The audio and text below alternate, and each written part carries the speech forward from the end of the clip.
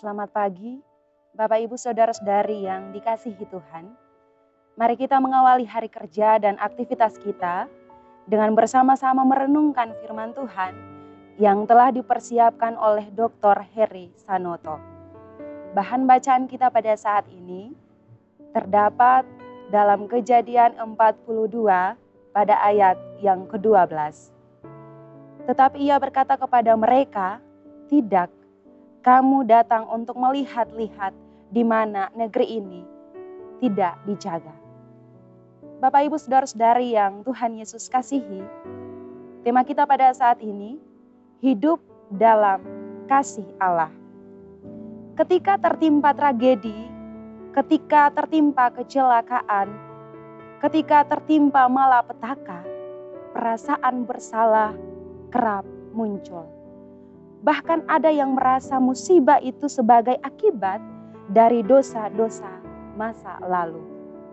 Mungkin ini yang ada di pikiran saudara-saudara Yusuf ketika mereka dirundung kesialan ketika berada di Mesir.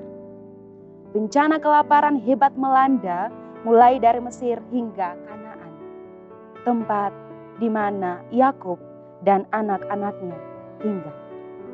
Yakub mendengar ada gandum di Mesir. Jadi, ia menyuruh anak-anaknya ke sana untuk membelinya. Bapak Ibu Saudara-saudari yang dikasihi Tuhan, ketika sampai di Mesir, mereka tanpa disadari bertemu dengan Yusuf, saudara yang pernah mereka jual. Ketika Yusuf melihat mereka tunduk kepadanya, seketika dia teringat mimpinya. Mimpi yang sudah menjadi kenyataan. Yusuf ingin tahu apakah saudara-saudaranya masih sama seperti dahulu. Untuk itu, Yusuf sengaja membentak dan menuduh mereka sebagai pengintai.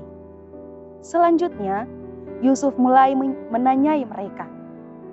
Dalam proses interogasi, Yusuf menerima banyak informasi tentang keluarganya, baik itu tentang keberadaan, jumlah keluarga, dan termasuk tentang seseorang yang sudah tidak ada lagi.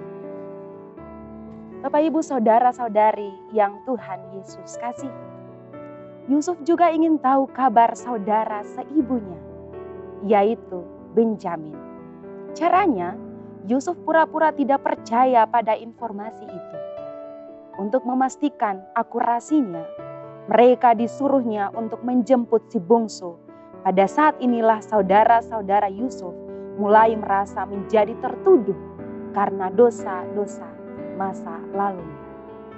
Yusuf tidak sakit hati, apalagi merasa dendam. Lebih lagi setelah mendengar kalau mereka menyesali perbuatannya. Dia menangis karena tak kuasa menahan haru bercampur dengan rindu. Semua itu terjadi tentu saja karena Yusuf percaya pada pimpinan Tuhan.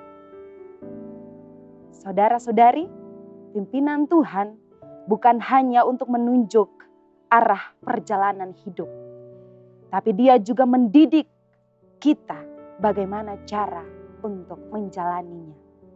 Sebuah gaya hidup yang penuh kasih tanpa dendam juga kebencian.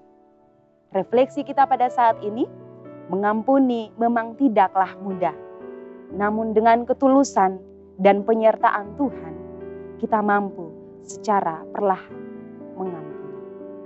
Mari kita berdoa. Tuhan, pimpinlah aku untuk mengasihi dan membuang segala dendam. Amin.